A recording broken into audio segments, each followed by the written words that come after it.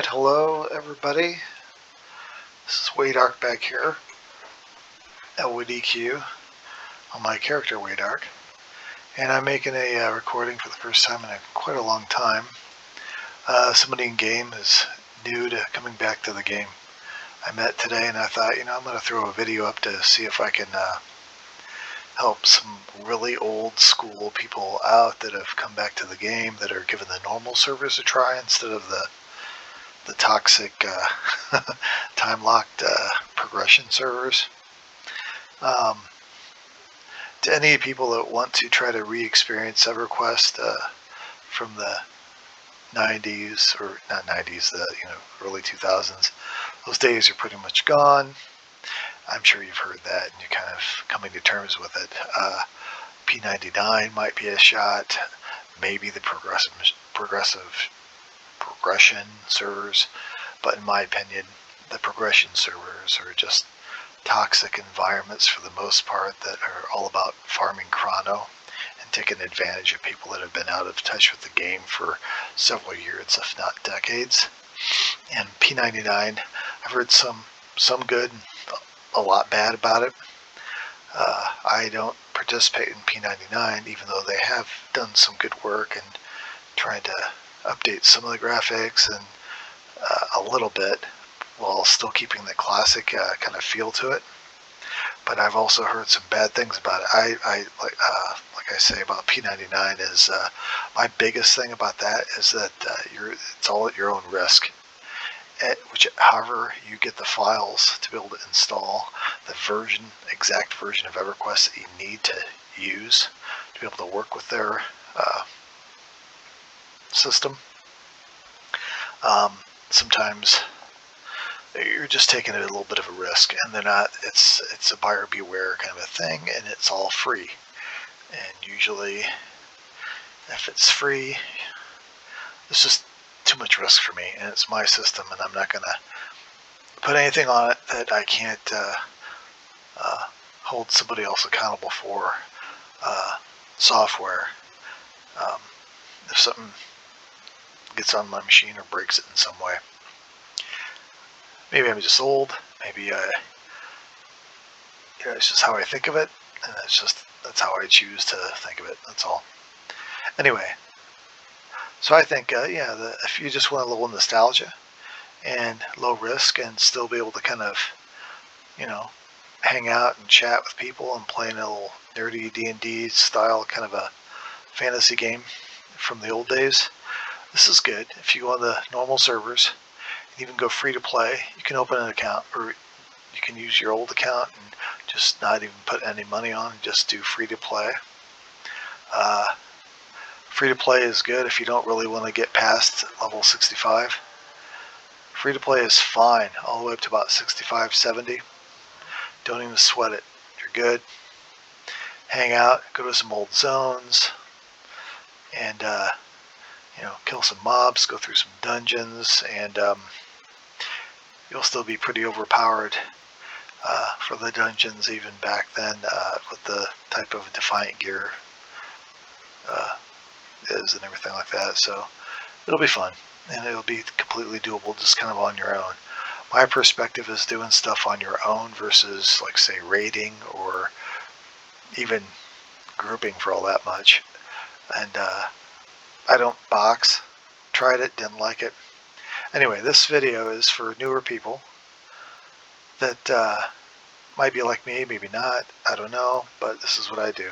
What I like to do is I just like to,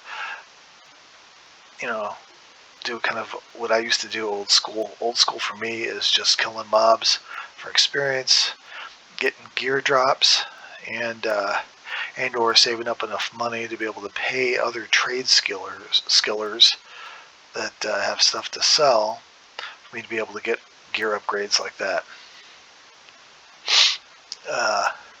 Nowadays they have the rare mobs, or otherwise in old school they used to call them names.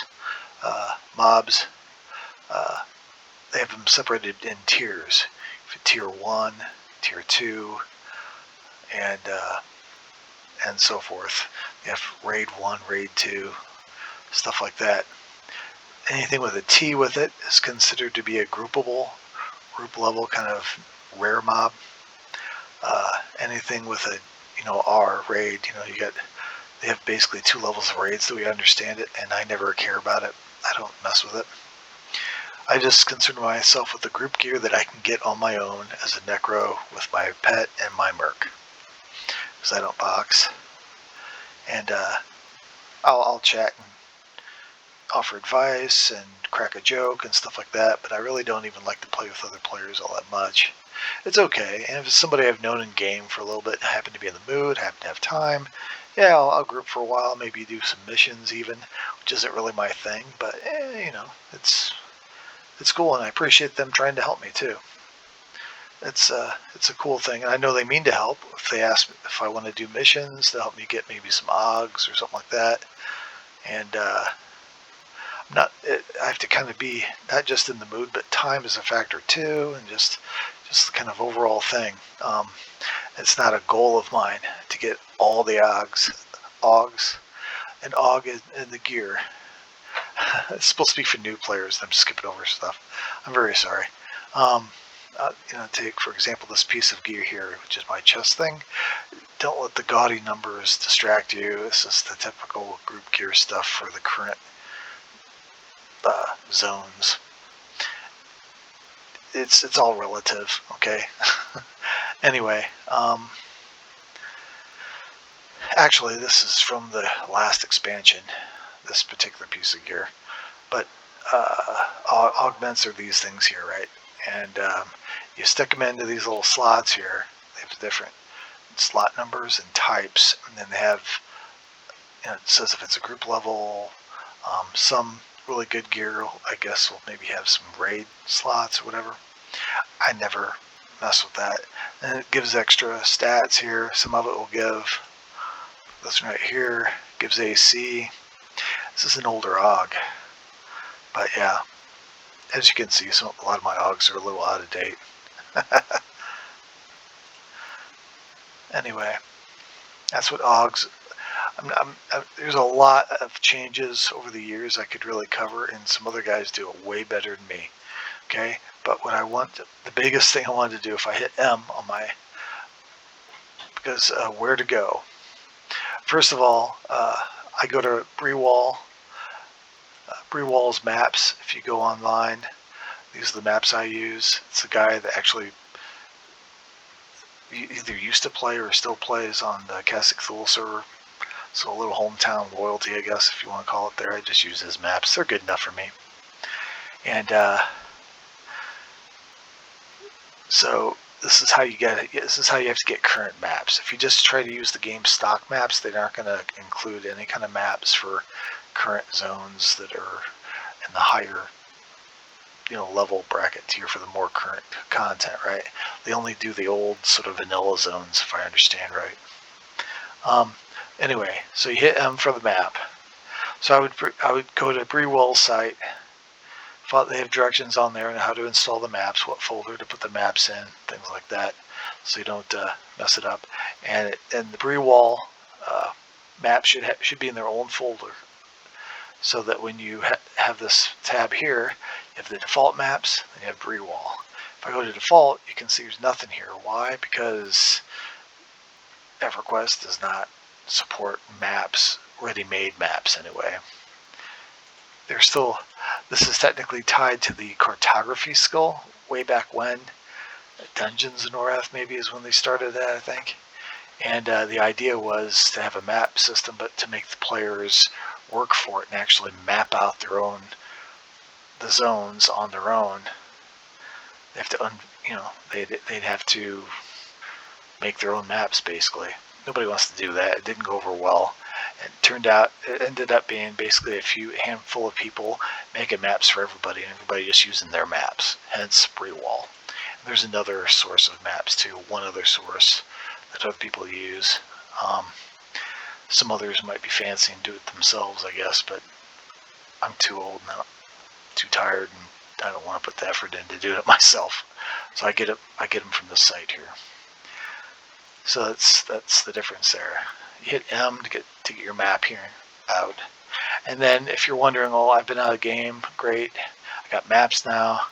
I don't know where to go for experience, I'll tell you, hit right here, it says zone guide, hit that, okay? And when you hit the zone guide, it has a list of all the zones in the game. From level 1, oops, let's go, 1 all the way up to the max of 120, minimum of 115 to 120, okay?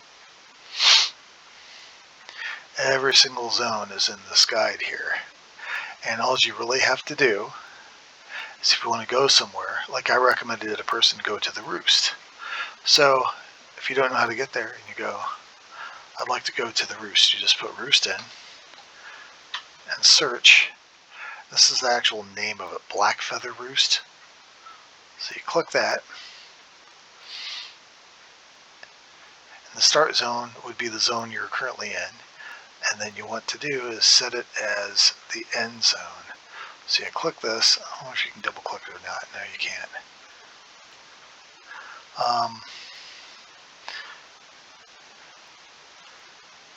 You have to set it as end. I don't really use this all that much. So there we go. Anyway, so this right here are all the different paths you could take. If you click this,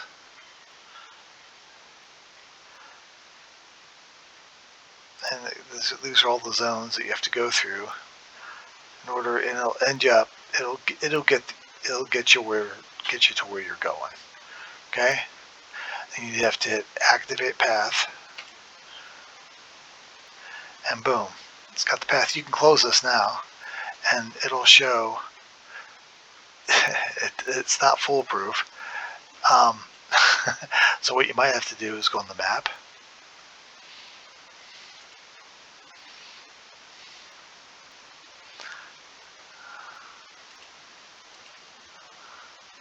This is showing Black Feather.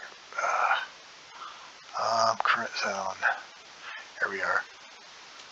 Okay. Now this right here is going to be locked. You can unlock this some way. How do you do it? Interesting. Auto zoom. There we go. You have to undo auto zoom to be able to move with your mouse wheel. You know where you go, like this right here. This is where I'm at with Fred. Okay, and it's telling me I need to go here in order to get through the first. That's the first hurdle you have to get to in order to get all the way to Black Feather Roost. The path that they pick is not always the most direct, or at least not always the most the easiest, but it'll get you there. Okay. So if you're wondering how to get places, if you're wondering, I'm going to end find here.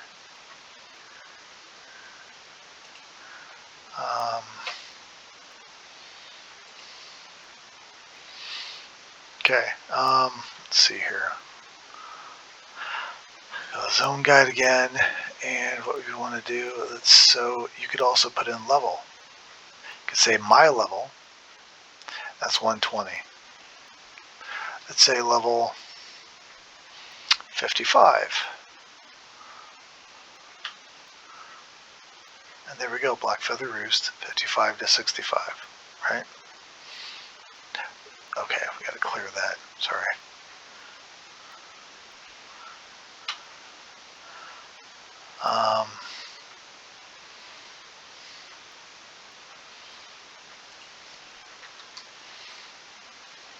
Anyway, if you put my level, it's going to show, but you can just kind of scroll through here. I'm not a real master at this. I'm just giving you a jumping off point here on how to pick zones, min, max level.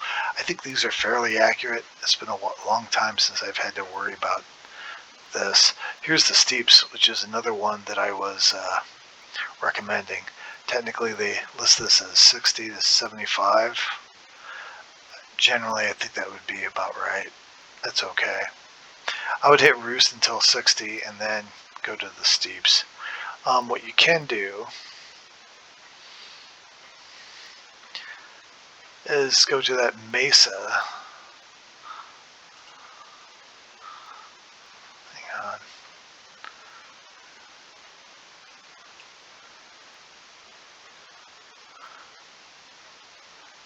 go. So right here is 35 to 55. This zone you have to go, you could go here to get all the way up to about 60 to you're about ready for the steeps, steps, whatever. It's it'll get you there. So anyway, this is a good tool to use to kind of see, oh, where do I want to go, blah blah blah, and then you just see the level ranges. If it sounds like something that sounds pretty cool, then you just go there, right? If you want to stick to some older zones, you know, some of them might accommodate some decent experience. You got Hate's Fury. You're talking about Legacy of Yakisha zones might get you up there. They're older zones, so the mobs are going to be easier, and you might be able to get up to about 65, 60, level 60 or 65 if you go there. You know, just kind of check it out. It's just a good tool to use. From a Necro's point of view, up until about level 60, I would say just go ahead and use your tank pet. And then once you get your 65 pet, that's probably about the first pet that's really worth the crap to really tank. Because, I mean, you can kite, and as a Necro, a lot of Necros have a certain affinity for the whole kiting type of play. I've never been a big fan of that. I've always liked to root and rot more. But especially once you get into the later levels, basically from about 85 on, you're really, I mean, you can kite, but when you get up to like over 100, level 100, really, if you're talking about soloing with a merc as a Necro, you're basically a mage that has dots. Then you're going to be pet tanking almost everything. The dev team balances the Necro pets, especially the modern era Necro pets. They try to keep them on par with the Mage's Air Pet. Mage's Air Pet is sort of like their medium pet that's pretty good at tanking single target, but has difficulty tanking multiple targets.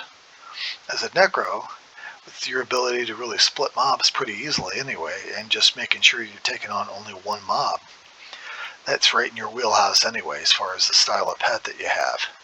So as long as your pet can tank well, one mob well, you're good. There's plenty. I'm not going to go into depth as to what all these extra abilities mean through the AAs and stuff like that. Again, there's other channels that kind of go over the specifics of these a lot better than me. Some of them not. I just say what I do, and basically I try to keep things very simple. And I use some macros that I use. I don't like to keybind, I just use macros to be able to do stuff. When I start a fight, I hit number 1 on my keyboard, then I hit number 2, then I hit number 3, then 4, then 5, and right down the line, up through 7. Some of them I'll hit more than once. Kind of go over those. And this is for mana. This is a AA root that we have that also boots them far away too. And it's got a pretty quick cooldown. This is very useful. I always like to have this on my bar. This is my FD button. I'll show the buttons. Try not to get too confused. Don't get overwhelmed. But instead of just having your FD AA, which is another thing, right? You're going to be, I think even by about level 55, you're going to be able to use something called Death Piece through your AAs. Use that. Never use the spell Feign Death kind of spells that you have. That's for the really lower sort of original kind of levels, which is fine to do then. As soon as you get the AA Death Piece, FD, use that. The upgrade to Death Piece is Death's Effigy. Then you want to use that. What I have that is, this is a backup to this. The cooldown on this Feign Death AA is a little longer than this one. This one, the cooldown is only 5 seconds. This one, I think it's like a half a minute or something. minute and a half. Hell, I don't even know. Yeah, a minute and a half, fine. So that's a minute and a half. So, you know, if crap hits the fan and I FD and I get up when I shouldn't have, or I was just brain farting it or something, I'm like, oh no, I got to FD again. So I just hit the same button again, and it'll skip over this because this is on cooldown, and it does this one. And I just have a little funny dialogue thing that I do just to be quirky and funny. So this is my Inviso. When you put something in parentheses in these macros, I do that for when it has these numbers. Alt-Act is the command plus the number for a skill. Like, for example, this FD thing right here, that's the death effigy. It gives the activation number is 773, right? So that's how you put that. You put Alt/Alt-Act, and then for this skill would be 773.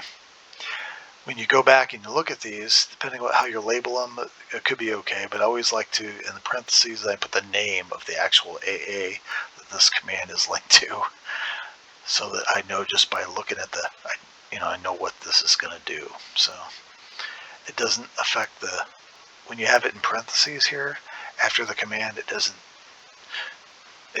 throw it out in text. It's like when you're coding, putting using the hashtag when you're coding and stuff for comments, right? Anyway, doability is another one, so forth. So this one right here, every time I put Invis on, it'll forage and it'll auto inventory. There's also a sit too, so I use the same button when I want to come out of a FD, right? So if I FD, I'm going to FD now. I'm going to hit 0. I'll just do it with my pointer instead of my fingers. Hit that, boom, I was mounted. Nowadays, you don't have to dismount before you FD. They've taken that out. You just go ahead. If you're on the mount, it doesn't matter. It'll just FD for you. It's a nice little quality of life thing for us Necros. I think you used to have to dismount when you FD'd, before you FD'd back in the day. Anyway, so here's this. I'm FD'd, Now if I want to stand up, I just hit this right here, and it just stands me up. Why does it stand me up instead of do invis? Well, you can't invis when you're prone on this, because it executes each line one by one, just like code. So it does this first. If you're already prone from FD, it's not going to do that, and you can't forage when you're FD. You can only sit or stand. So this, and then it's not going to auto inventory anything because I didn't forage. So this doubles as my sit stand button, as well as invis and forage. Because I don't ever have to buy food because I always got plenty of food for me foraging. And my oh crap button is the FD stuff right here, but also FDs the pet. I do this because my pet has pet gear on it, and as a Necro, getting mage gear for a pet, or especially if you have a trade skill gear or gear you've gotten dropped from mobs on your pet, you don't want to lose it. You don't want the pet die and lose all that gear, so you want to keep your pet. So if the crap hits the fan and I go, oh crap, boom, I FD and the pet can FD. The pet has a command. I didn't put in parentheses because that's just the command that it can FD. Its FD is not as good as yours, but it very rarely fails the first check of going prone. In other words, even if it's fighting something, right, attacking a mob, as soon as you have it FD, then the mob's not going to keep banging on it after it's hit the ground. Back in the old days, in the original Everquest, that wasn't always guaranteed. It was still a little bit of a risk, but it's what you had, that was your skill that you used to get out of trouble. Not just pull with, but to get out of trouble too. So, after this happens, Usually, if it was mid-fight with something, probably a rare that I started losing to, my Merc from heal aggro will die. He will die eventually, a horrible death, and then me and my pet will still be laying down, just keeping it cool. As you can see, this is my little funny thing I put on there. So then the rare mob gets bored. He thinks the Merc's dead, me and my pet are dead, so it walks off. So I stand up, knowing full well this is the extended target window. You could know for sure beyond the shadow of doubt if you're still on a mob's hate list if it's listed here. There's nothing listed here. If I FD'd and something when I was prone, if I didn't use this is guaranteed, but if this was down and I used Death Piece, the mob is still going to be listed here. If it's listed here, it still has aggro on you. You have to wait for it to wipe. Okay? And as soon as it goes away here, you can stand up. So let's pretend that the rare mob has walked off, has forgotten about me. It's no longer listed here for aggro or anything. So I know it's safe for me to stand up. Assuming he's walked far enough away that he doesn't see through my invis. Okay? So, but my pet's still down. I could have my pet just stand up. But because the pet's FD is not near as, it's not quite as foolproof as mine is, as the player, what I like to do to make sure he doesn't re-aggro the mob is that over here, it's been a little while since I've played, so I gotta find it again. Spend pet.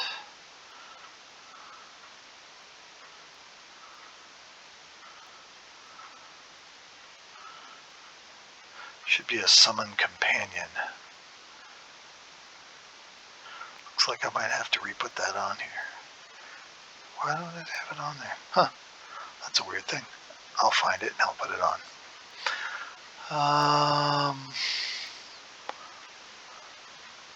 Summon companion. Let's put it there. Okay. Oh, it was over here. My bad. I don't have too many. Okay, summon companion. Like I said, it's been a little while. I kind of forget where I put certain buttons. All right, the summon companion will summon it. Here's what it looks like. When you use this ability, it's activated. It consumes 1% of your mana to cause all NPCs to forget about your pet and causes your pet to be the last possible target of rampage attacks by any current attacker, right? Your pet will be instantly summoned to your side if it's out of combat.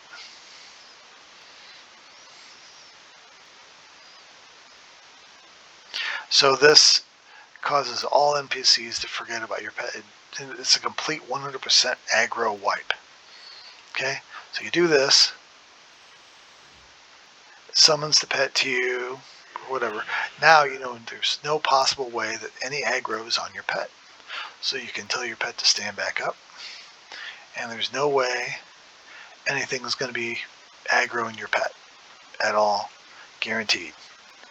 Okay, you saved your pet, and your Merc is dead. So for your Merc to be able to come back out again, you got to wait 5 minutes. He's on a timer, which goes by surprisingly fast. But if you want, you can go AFK. Take a smoke break. It's like 5 minutes. It'll be less than that. By the time you wipe the rare mob kind of wanders off, or group of mobs, if you overpulled or whatever the situation might be. It might take a minute or two for you to make sure that your pet's not going to die, and just a little time as soon as but you shouldn't go through that process that I just did unless your Merc is dead. If you try to do that and you do that before your Merc dies and it's still healing and stuff, you're going to get aggro. You'll get proximity aggro. It's not a good thing. You should, to be safe, you should wait for the Merc to die and just everything to be cleared out. So that's that's my oh crap system. That's about as detailed as I'm going to get. Some of these are pretty evident here. You can pause things. Once you get up to a high enough level. If you want to copy some of this, you're more than welcome to. It's a very easy thing. This right here, this debuff thing, will it'll debuff the mob. It'll cast this nuke, which changes the mob to an undead target, and then it'll cast this debuff again, which also, if it's an undead target, will put a debuff that also does a sort of shaman style of slow on to it, attack slower. It's very helpful against, especially, I just have it, my spells configured so that it uses it. So in the current content, it's any little advantage you can get your pet to help it tank just a little bit better is helpful. Then I always cast the long dots first, as any old schooler would know about necroing. Then your medium length dots, then your shorter dots. And then this right here I named Bones Nuke because this has the summon skeleton spell that you can, it summons like a little parade of little small skeletons with sort of Wolverine style kind of claws on their fists, and they kind of attack stuff. You can't control them. They're just kind of, they go after whatever you're targeting, whatever you cast them toward. And then this right here, sometimes this is the mind atrophy. Sometimes I have the proclamation for blood in this spot, so I just put both names in here.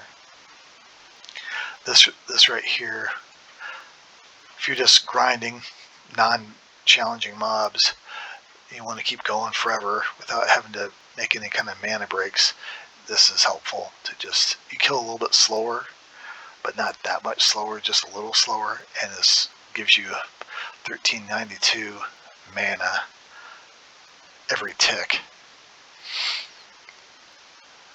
And it steals that much mana, so it gives you a 41, 48 right off the gate, and then it'll give you a 1392 mana every tick. It says for 24 seconds, but this is through an AA. It's extended through the extended buff thing to, I think, 51 seconds, I think, at max level. And this is, you can look these up, so I'm getting too detailed, but these first two lines are the biggest, most important things. This other stuff is for when I'm fighting a rare. I'll keep mashing this button every time I go through a dot. So I'll hit number 4, and I'll hit 7, 5, 7, 6, 7. I just keep alternating back and forth because I won't have this there. I'll have the proclamation for blood. This is a different thing, and the cooldown on this is pretty fast, so you can always, rotate this in really easy. So I go 4, 7, 5, 7, 6, 7, and then I'll just kind of hit 7 a few times, and then I'll kind of go backwards because these are short. And I go 6, 7, 5, 7, 4, 7, blah blah blah blah blah, and keep going backwards. So I go up once, then I just keep going like this through that. I'm sorry. Again, there are a lot of other YouTubers that are a little better than me. I do this stuff off the cuff. Pet power. This is a nice one that you can use. I would suggest not to use this all the time. Only use it when you only really need to hit it when you when you are killing a rare mob, which we're one of maybe 2 classes that could actually solo a rare mobs. You're not going to see a warrior, even a shaman, or Necros, and maybe Shadow Knights. Really, Necros is the ultimate soloing class, which is the way Everquest is built. You might see a Shadow Knight. Sometimes, Mage is a soloer, but most of the time, even the mages, you'll have them. People use them in their box groups. They don't just play on their own as a mage. It's simply, especially if you're up in current content, it's not practical to play a mage solo anymore. It's just not that practical, in my opinion. It's not only just because of the pet tanking. Their pets are very tough, tougher than ours. They lack the DPS to be able to take down a rare with any kind of decent efficiency. They're kind of rolling the dice pretty hard. Not that it can't be done, but not as a, I just do, this is just how I play. I take down rares. I pick a camp, sort of old school EverQuest style, and a rare camp, and I just kind of kill the random mobs until the rare shows, and then I kill that and rock on, So I get the loot from the rare mob, and usually I get something that I can get an upgrade for gear, and I'm good.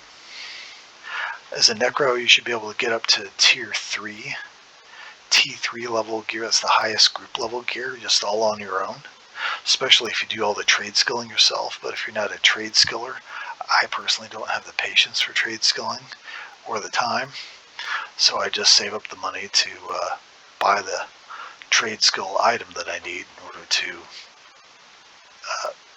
get the T3 level of group gear item that I might need from the trade skills. So if you wait till later in the expansion, usually the prices drop to a fairly reasonable rate that you can kind of grind out the plat to be able to get, an upgrade once in a while. Be able to afford it. It's not that, you still, even, this is why I take breaks for several months at a time, because it just becomes like a job. You still, even if you play casually like I do, you kind of have to play a little bit every day for you really to get anywhere. And if you get sick of that hamster wheel like I do, you just like, I'm kind of done with this for a while. I'm going to cancel my account for a few months and just chill and stay away from it. And then it'll feel like a nice old pair of shoes that I can slip on. They're comfortable when I decide to come back in a few months, and it'll be fun again. So that's where I'm at now. I'm just coming back from a good 3 or 4 month break from playing this game. So these items here, this is my mount. This is an illusion. All that stuff is kind of personal choice. These buttons right here, this is a camp check that I just got sick of typing out, so I just hit the button. It's a camp check for the zone. This right here is what you do for your spell lineups.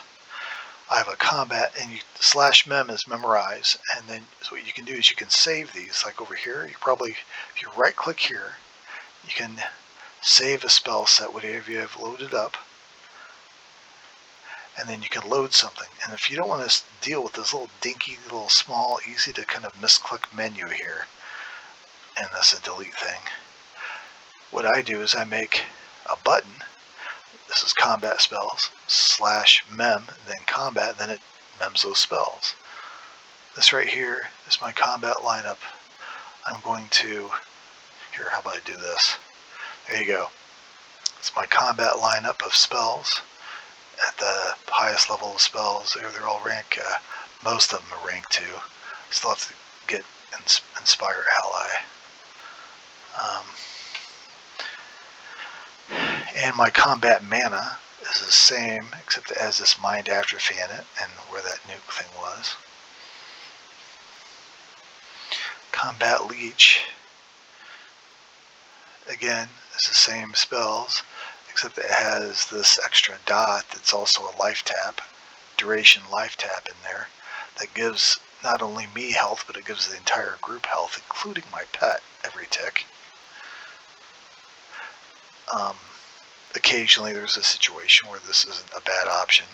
Most of the time I'm either doing mana or just the combat spells. This is to help your pet be just a little extra tanky if you're really sweating it. So if you have the mana and you're not sweating mana, because this is going to the spell is pretty expensive. 13,000, 13 point. That amount of mana is pretty. It's a decent chunk. And then these right here. See, I just click that and it loads up my buff spells. These right here just stayed there because I only have this many buff spells that I use to buff me or my pet and stuff. These two are obviously the two different Necro types pets. That's the rogue pet and this is the tank pet. So this is the lineup here. This is an illusion for the pet here. That normally when you first cast the pet, where's that stupid illusion at? Here it is right here, yeah. I'll click it off. This is what the pet looks like. It's sort of like a frost lich, kind of a weird thing. It looks like he's dressed for Alaska or something, I don't know. I don't like to really, it's got an axe instead of a sickle. I don't like that, just personal preference, so I like to change his form. So he looks like this, which is a little closer, more detailed version of like the original sort of Necro Lich pet, or Spectre pet.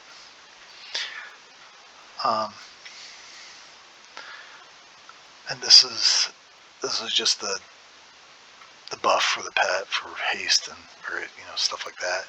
This is our mana buff. I got some shields, and this is a rune. Carrying the skin they're all runes that protects you against up to a certain point completely of any kind of damage. And that's always good to have on because it also gives a boost in mana regeneration by 28 for this particular one. So that's helpful. Mana is always good. So I'm going to sit back down and I'm going to put my combat mana line of spells up. That's what I use. These are all just trash mobs and there's no name that spawns from these guys. I'll kill one mob just so you can see. And I'm going to use my cursor to hit the buttons, but normally I would just use my fingers on the keyboard. And you'll see how simple it is. On this pet attack especially, Inspire Ally is a really good pet buff. As soon as you get this line of buffs, which isn't for a while, sorry to say, you have to wait a good while before you start getting these. Once you do, add it to your lineup and never take it off. It really helps your pet a lot. It gives, and at this highest level, this is the highest, and this actually isn't even rank 2, it's just the raw rank 1. It gives a life tap where it does 7,500 damage and returns 400% of that damage as health.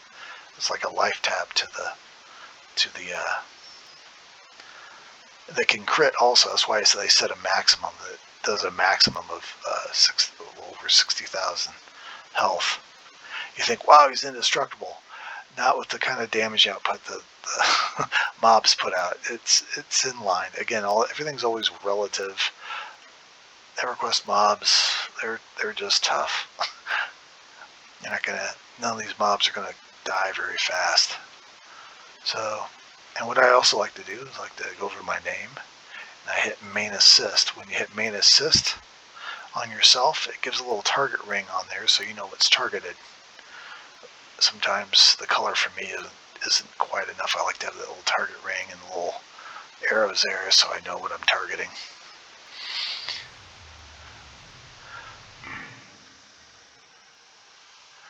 So I pulled him. Dadgummit, I'm sorry. I hit snare and then I just hit pet attack. Sorry, I was in. Now you see he's slowed, right? I hit 4. This is what the slow is from this debuff thing. Sometimes you have to hit it. I have to do this more than once because it will, I'm gonna hit 5. It'll get resisted. You have to kind of redo it sometimes. It hits about a little better than half the time. I mean, it's resisted a decent amount, especially in current content, but it's a huge help. I mean, you can see this is the effect. This is the highest level. Reduces attack speed of 47%, which isn't like shaman good, but it's better than nothing. And then I hit that once. Little skeleton dudes come out. See them? And I hit it again to cast this Mind Atrophy, which gives me this buff here. It's a recourse buff. So it doesn't matter if the mob is a caster or if it's a melee mob, it always gives you this buff. And it gives you increased mana, which helps with that. Now you see it has this right here. The mob casts a heal over time on itself. So I'm going to dispel that, because this right here has got Eradicate Magic on this line with the snare. And now I'm going to hit 5 again. See, this is just a trash mob, so it's going down pretty. This is about as fast as a mob's going to go down for you when you're playing EQ. It's just the way it is nowadays. Now I could just wait it out. Sometimes if I'm impatient, I'll throw some more skeletons at it for it to die quicker. And I'm not going to bother. I'll let that. It's going to die. Sorry, I'm going to spit this out here. So there we are. Mob's dead. All is well. Victory for Waydark and his minions. And another helpful hint for new players, especially nowadays with even though now the game is 64-bit. If you want to save on ground clutter and things like that, you can enter a command /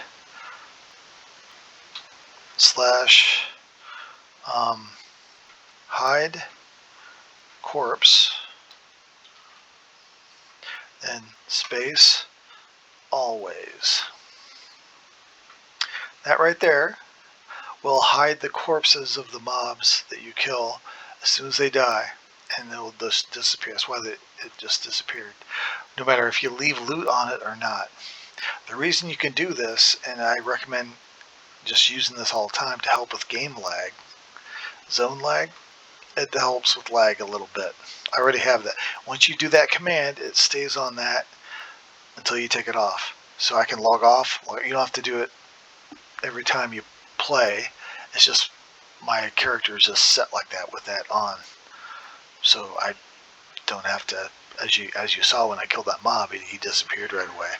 There's a advanced loot system. ADVLOT. Advanced stands for advanced loot.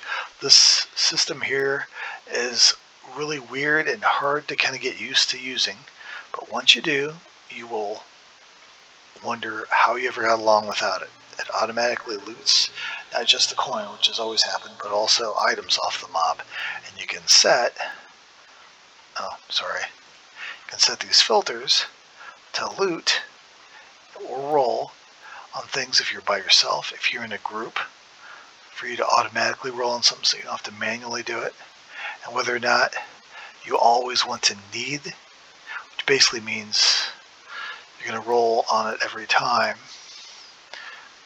or always greed, which means you will roll on it, but if somebody else has need on it, you will automatically lose no matter what your rolls were. And this other one is just never loot, just leave it on the body.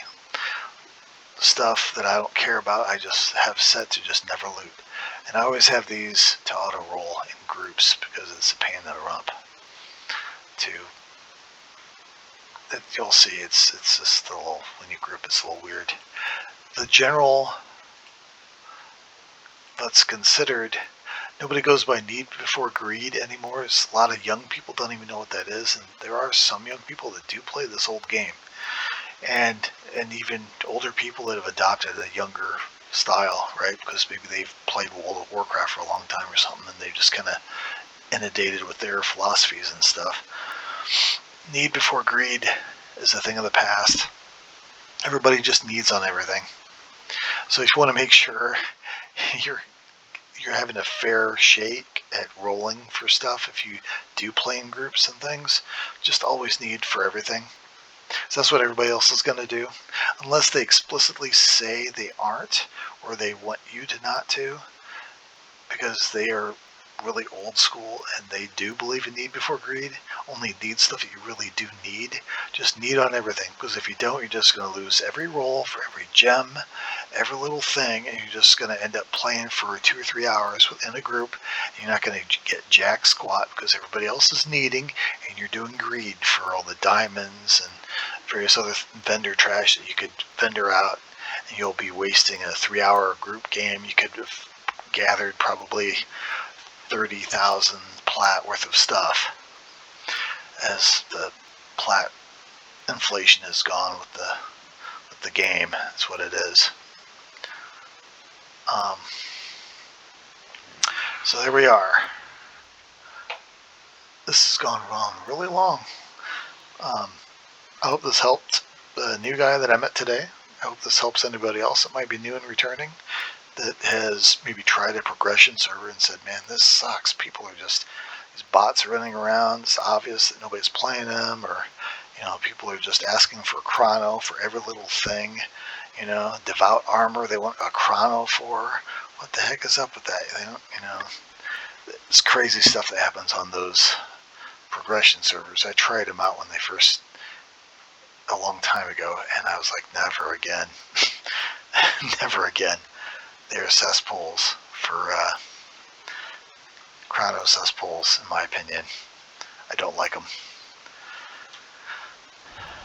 So I just take my Waydark to an older zone, feel like a real, kind of badass kind of a guy, and just slaughter everything I come across until I come across maybe a dragon that kicks me out or something, or some epic mob that's got what they call a death touch on it, and it'll, kind of instantly kill you if you get too low in hit points. I don't know if they've updated. The death touch used to be 10,000 hit points, I think. They may have upped that because of all the hit points being so high now. I'm a caster. My hit points are like over 350,000 hit points. If a mob, if a epic quest mob death touched me, 10,000, okay. I'm used to taking that in one hit. Easy, It's not that big of a deal.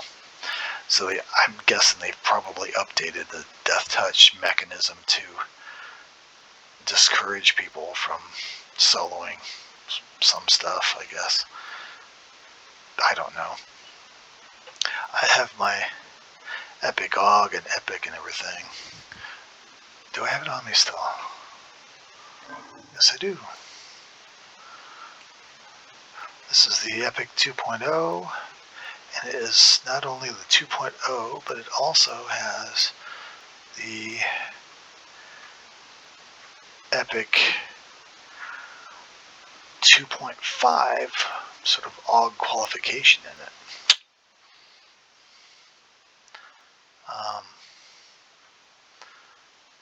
Somebody in game was running people through that incredible pain in the ass quest that has, there's a Kurt Schilling kind of quest reward quest giver type mob that you have to hand stuff into for your quest for the 2.5 AUG. It's useless now. It is absolutely. So I have this. This is my weapon on. I have this weapon augment. This makes it look something different. This shadow thing. That's why it looks like I have a scimitar, a really cool looking shadowy scimitar. Did you see this? I'm gonna turn around. because I think it looks pretty cool. Stand up here. Check it out, man. See, look at that. Isn't that kind of cool? So I'm a caster, sort of a dark Gandalf, you know, instead of a sword and a staff, I got like a sword and a shield, I guess. Sort of like a, I'm old and nerdy. I think it looks cool. Sometimes cool looking things register with me as a value. So, here we go. This is Waydark. I usually, sometimes I will play in first person, sometimes not. Just depends on my mood. Welcome back to Everquest, if you're coming back. I have comments turned off on my videos for sort of trollish type reasons. So if you want to contact, I play on the CT server. If you want to give me a tell in game sometime, or if you know how to do the cross server tells to talk to people across servers, you can do that and just say, hey, I have a question, I'll answer it, or hey, can you make a video on blah blah blah. I was like, well, I'll give it a shot. I would probably say, why don't you first check out Hammock J, Zellen, Xellen, something or other, I don't know, just search that in YouTube. He's got a good channel.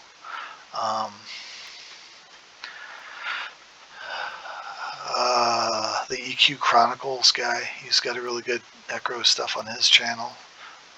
His suggestions and where to go to solo, up to about level 100, I think, or 105, I think. I think he's kind of he stopped doing videos, I think, for the most part. Some little short, I don't know. He's kind of, you know, he's got good stuff when he puts it up there, but he's like me, he just does it for a hobby, I think, and he's just kind of, you know, whenever he feels like it, he does it. So, there's another guy too. 12 Strings is another good Everquest resource. He plays almost all the classes. He's a raider type guy. A lot of the stuff he says is to maximize damage for raid settings, but he understands the mechanics of the game really well, and you can usually glean some pretty good information off of what he has to say, so he's a good channel to go to also.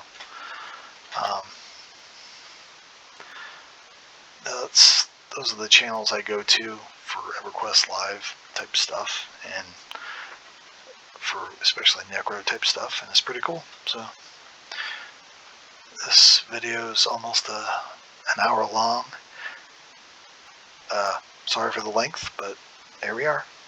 Have a great day or night, and good luck to you in returning to Everquest. Rock on.